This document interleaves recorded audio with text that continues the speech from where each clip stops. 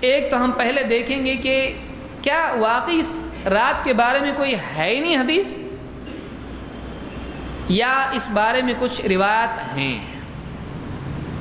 اب دونوں میں فرق آپ دیکھیں، دو چیزیں ہم کو یہاں سمجھنا ضروری ہے۔ ایک تو یہ کہ اس رات کی فضیلت ہے یا نہیں، دو اس رات میں عمل کرنا ہے یا نہیں۔ دونوں ایک ہی ہیں کہ الگ ہیں؟ ایک ہی ہے نا؟ نہیں، الگ ہے۔ ایک ہے کہ کسی دن کی فضیلت یا رات کی فضیلت ہو اللہ کے نزدیک، دوسرا یہ کہ بندے اس رات کو عبادت اور عمل کے لیے خاص کریں یا نہیں۔ عمل کرنے کے لیے دلیل چاہیے کہ فلاں وقت فضیلت کا ہے پھر عمل کر لو، نہیں۔ اگر واقعی وہ عمل کا بھی وقت ہے تو جس نے فضیلت بتائی وہ عمل بھی کر کے بتائے گا۔ فضیلت کس نے بتائی؟ اللہ کے نبی صلی اللہ علیہ وسلم نے۔ کیا آپ نے یہ بھی بتایا کہ دیکھو اتنی فضیلت کی رات ہے لہٰذا تم بھی عمل کرو؟ آپ نے ایسا کبھی بتایا نہیں۔ لیلۃ القدر کے بارے میں ہم کو ملتا ہے، لیکن 15 شعبان کے بارے میں ایسا ہم کو ملتا نہیں ہے۔ تو پہلے ہم یہ دیکھتے ہیں کہ واقعی اس رات کی فضیلت ہے یا نہیں۔ اس رات کی فضیلت میں دو حدیثیں ہمارے سامنے ہیں، جس میں اس رات کی فضیلت کے ساتھ ساتھ شرک کرنے والے کی مذمت بھی ہے۔ اللہ کے نبی صلی اللہ علیہ وسلم فرماتے ہیں ان اللہ لیطلع فی لیلۃ النصف من شعبان فیغفر لجمیع خلقہ الا لمشرک او مشاحن۔ اللہ تعالیٰ، یہ ابن ماجہ کی روایت ہے اور حسن درجے کی ہے، اللہ تعالیٰ نصف شعبان کی رات بندوں کی طرف متوجہ ہوتا ہے۔ 15 شعبان کی رات کو اللہ تعالیٰ بندوں کی طرف متوجہ ہوتا ہے۔ فَيَغْفِرُ لِجَمِيعِ خَلْقِهِ إِلَّا لِمُشْرِكٍ أَوْ مُشَاحٍ۔ تو اللہ تعالیٰ ساری مخلوق، سارے بندوں کی مغفرت کرتا ہے لیکن دو کی نہیں۔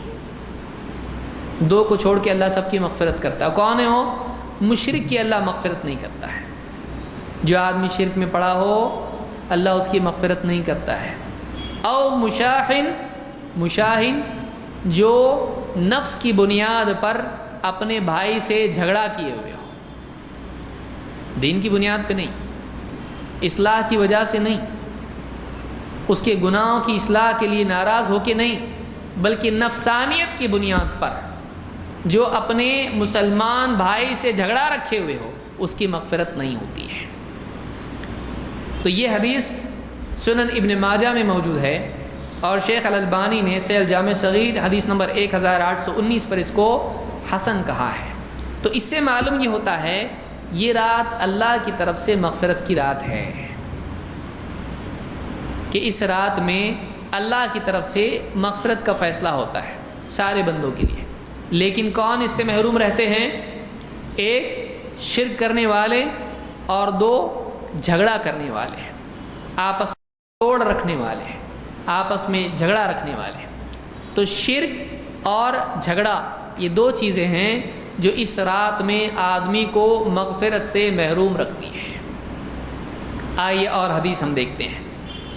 نمبر 2، اللہ کے نبی صلی اللہ علیہ وسلم فرماتے ہیں اذا کان لیلۃ النصف من شعبان، جب 15 شعبان کی رات ہوتی ہے، اطلع اللہ الی خلقہ، اللہ تعالیٰ اپنی مخلوق، اپنے بندوں کی طرف متوجہ ہوتا ہے۔ فیغفر للمؤمنین ویملی للکافرین، اللہ تعالیٰ ایمان والوں کی مغفرت کرتا ہے اور کافروں کو ڈھیل دیتا ہے۔ ٹھیک ہے، ابھی نہیں اور توبہ کرو تو پھر مغفرت کریں گے، ابھی نہیں، ان کو موقع دیتا ہے کہ ان کو ڈھیل دی جاتی ہے، ٹھیک ہے تم کو موقع دیا جا رہا ہے، توبہ کرو گے تو مغفرت ہوگی۔ تو ایمان والوں کی مغفرت ہوتی ہے لیکن کافروں کو مہلت دی جاتی ہے۔ وَيَدْعُ أَهْلَ الْحِقْدِ بِحِقْدِهِمْ حَتَّى يَدْعُوا، اور آپس میں کینہ کپٹ جھگڑا رکھنے والوں کو چھوڑ دیا جاتا ہے یہاں تک کہ وہ اپنے جھگڑوں کو چھوڑ دیں۔ جھگڑا نہیں چھوڑتے مغفرت نہیں، جھگڑا چھوڑیں گے مغفرت ہوگی۔ تو اس رات میں اللہ کی طرف سے عمومی طور پر مغفرت کی جاتی ہے ایمان والے بندوں کی، لیکن اس سے کافر اور مشرک کیا رہتے ہیں؟ محروم رہتے ہیں، اور وہ لوگ بھی محروم رہتے ہیں جو آپس میں جھگڑے پالے ہوئے ہوں۔ بہت سارے لوگ کیا کرتے ہیں؟ جھگڑے پالتے ہیں، اور جھگڑے کا کیا کرتے ہیں؟ بچڑے کا بڑا بھینسا بناتے ہیں۔ جھگڑا ہے، کوئی دن آئے گا، ٹھہر ذرا تو اس دن بدلہ لوں گا۔ کیا آپ کو ضرورت ہے؟ ایک آدمی کیوں اپنے دل میں کسی کے لیے کینہ کپٹ رکھے؟ ایک آدمی کیوں کسی کو اپنا دشمن بنائے رکھے؟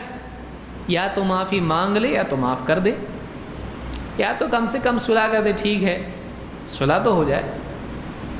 لیکن اگر آپس میں جھگڑا رکھے ہوئے ہیں تو پھر مغفرت نہیں ہوتی ہے، مغفرت نہیں ہوتی ہے۔ علماء نے اس میں تفصیل ذکر کی ہے کہ اس میں مراد وہ جھگڑے ہیں جو نفس کی بنیاد پر ہوں، لیکن اگر دینی جھگڑا ہے، مثلا کہ کوئی بدعتی ہے اور آدمی اس سے تعلق نہیں رکھتا ہے، یہ اس کی ضمن میں نہیں آتا ہے۔ کوئی گمراہ کرنے والا عالم ہے، اگر آدمی اس سے دور رہتا ہے اور اس سے تعلق نہیں رکھتا ہے، ایسا آدمی اس حدیث کے ضمن میں نہیں آتا ہے۔ اس میں وہ لوگ آتے ہیں جو مال دولت نفس کی بنیاد پر آپس میں جھگڑے کیے ہوئے ہوں، جو گمراہی سے بچنے کے لیے، گناہوں سے بچنے کے لیے، جیسے کوئی کسی کا دوست ہے، کوئی بھائی ہے شرابی ہے، اب اس کے تعلق رکھے گا تو پھر گناہ کی طرف ہی بلائے گا، تو ایسے آدمی سے دور رہے اگر، تو یہ حدیث اس کے لیے نہیں ہے۔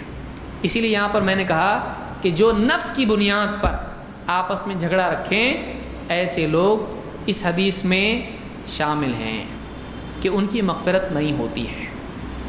اس حدیث کو امام البیہقی نے شعب الایمان میں ذکر کیا ہے، اور اسی کے قریب ابن ماجہ اور طبرانی میں بھی ہیں، الفاظ کے ساتھ یہ حدیث آئی ہے، اور صحیح جامع صغیر حدیث نمبر 771 پر شیخ الالبانی نے اس کو حسن کہا ہے۔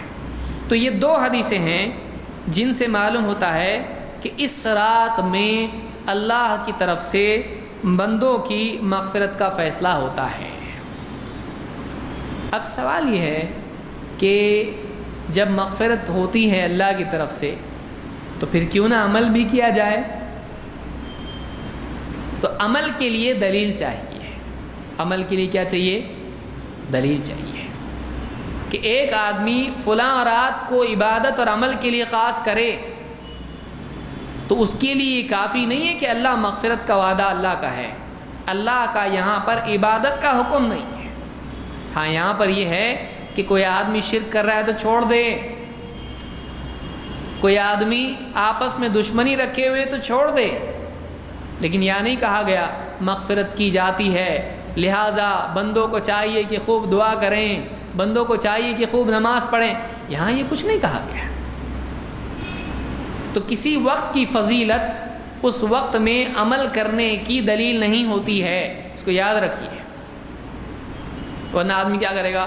آج اللہ کے نبی صلی اللہ علیہ وسلم پیدا ہوئے تھے، کتنا بڑا دن ہے آج، چلو آج کیا کریں گے؟ مٹھائی بنائیں گے، نماز پڑھیں گے، فاتحہ دیں گے، درود پڑھیں گے، گھومنے جائیں گے جھنڈے لے کے۔ تو ایک آدمی فلاں دن اگر کوئی بڑا واقعہ ہوا ہے اور اس دن عبادت آدمی کرے، کوئی دلیل اس کی نہیں، اس کے لیے دلیل چاہیے۔ آج جنگ بدر کا دن ہے، ہاں لکڑی کی تلوار لے کے نکلیں گے گھر سے باہر، نماز پڑھیں گے، فلاں چیز کریں گے، کسی بڑے واقعے کے دن نیک عمل کرنا کوئی دلیل نہیں ہے اس کی۔ منع ہے کیا؟ ہاں منع ہے۔ کون بتایا منع ہے؟ ہمارے نبی کو زیادہ سمجھتا ہے کہ تجھ کو زیادہ سمجھتا ہے، صحابہ کو زیادہ سمجھتا ہے کہ تجھ کو زیادہ سمجھتا ہے یہ دین عمل کا ہے کہ نہیں۔ جب انہوں نے اس عمل کو، اس دن کو عمل کے لیے خاص نہیں کیا، تو کون ہوتا ہے کرنے والا؟ اپنی طرف سے اس فضیلت کے دن میں عمل کر رہا ہے، تو کون ہے؟ اگر واقعی اس دن عمل ہوتا، واقعی اس رات عمل ہوتا، تو سب سے پہلے کون کرتا؟ اللہ کے نبی صلی اللہ علیہ وسلم اور صحابہ۔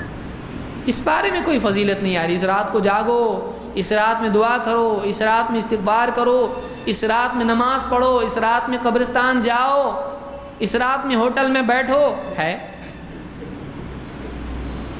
کتنے لوگ تو کیا کرتے ہیں اس رات کو ٹوٹل ٹائم ہوٹل میں.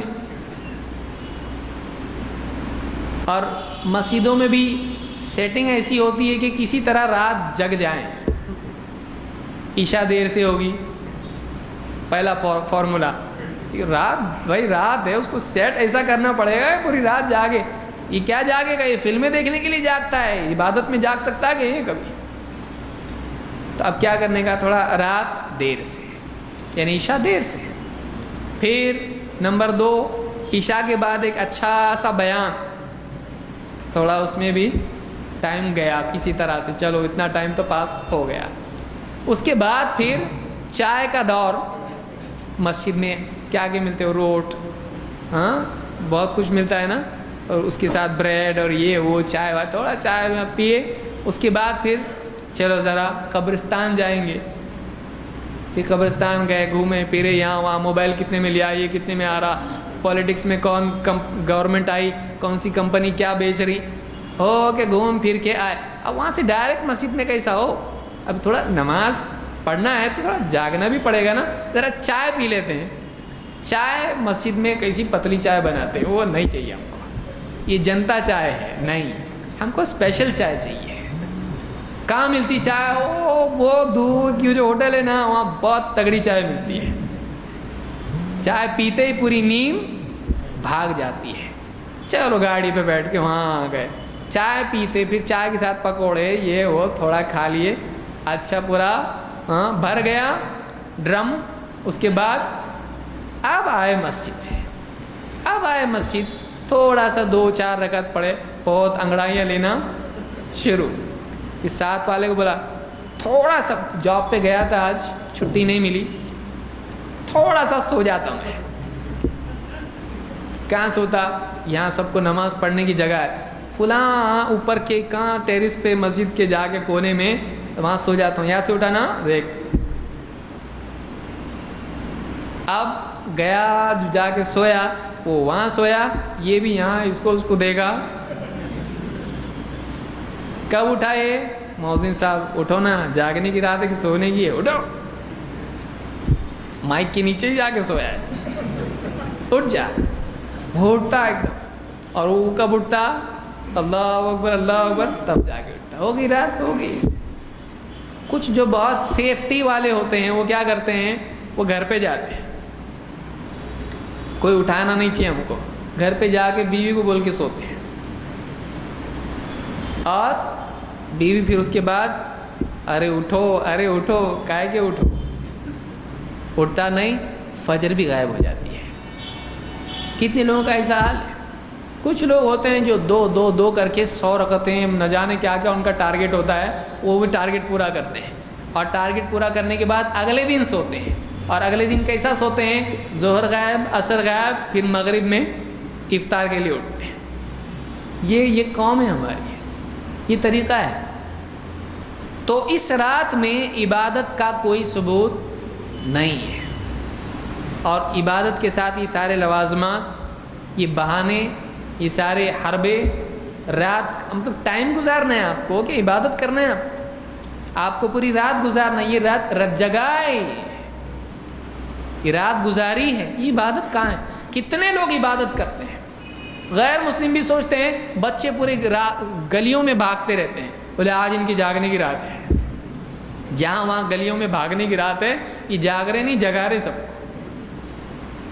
بچے بھی نکلتے، پوری ٹیم کی ٹیم نکلتی، پوری یہ گلی وہ گلی وہ گلی، کھیلتے پھرتے یہاں پہ. کیا ہے یہ؟ مسجدوں میں لائٹنگ ہو رہی ہے، قبرستان میں بھی روشنی، وہاں روشنی کر کے ان کو کیا ملنے والا ہے؟ اگر قبروں میں اندھیرا ہو تو باہر کی روشنی سے کیا فرق پڑتا ہے؟ آپ کا انٹرٹینمنٹ ہے وہ، آپ کا شوق ہے وہ. ان کے لیے دعا کرتے تو کچھ تو فرق پڑتا ہے. تو یہ سارے معاملات جو ہیں یہ اس رات میں ہوتے ہیں. ہم کو چاہیے کہ ہم نبی کریم صلی اللہ علیہ وسلم کو دیکھیں. کیا آپ صلی اللہ علیہ وسلم کی زندگی میں یہ سب چیزیں ملتی ہیں؟ نہیں ملتی ہم کو. آپ صلی اللہ علیہ وسلم روزانہ عبادت کرتے تھے. کوئی ایک رات خاص کر کے اس رات کو عبادت کریں، باقی راتیں سوتے رہیں، نعوذ باللہ۔ آپ روزانہ عبادت کرتے تھے، صحابہ روزانہ عبادت کرتے تھے۔ سال میں ایک رات جاگ کے ہم اللہ کے ہاں، اللہ میں نے بہت بڑا احسان کیا دین کے اوپر، باقی دنوں میں فرض غائب ہے، فجر نہیں، ظہر نہیں، عصر نہیں، مغرب نہیں، عشاء نہیں، آج جمعہ ہے نا، مطلب ایک سرا پکڑا ہوا ہے اسلام کا، جمعہ کو جمعہ آتا میں، عید کو تو کنفرم دے گا، پورا فیملی کے ساتھ آتا ہوں میں، نئے کپڑے پہن کے دلہا بن کے آتا ہوں۔ یہ ہمارا طرز بن چکا ہے، فلاں وقت میں فلاں وقت میں فلاں وقت میں عمل کرنے کو ہم نے دین سمجھ لیا ہے۔ دین دائمی ہے، وَلَا تَمُوتُنَّ إِلَّا وَأَنْتُمْ مُسْلِمُونَ۔ اللہ نے کہا تم کو موت آئے تو اسلام کی حالت میں آنا چاہیے، یعنی کبھی بھی موت آئے تو تم مسلمان رہنا چاہیے۔ جمعہ کے دن مسلمان، عید کے دن مسلمان، فلاں دن مسلمان، یہ نہیں، ہر لمحہ تو مسلمان ہے۔ یہ چیز ہماری زندگی میں ہونا چاہیے۔ اللہ تعالیٰ سمجھتا فرمائے۔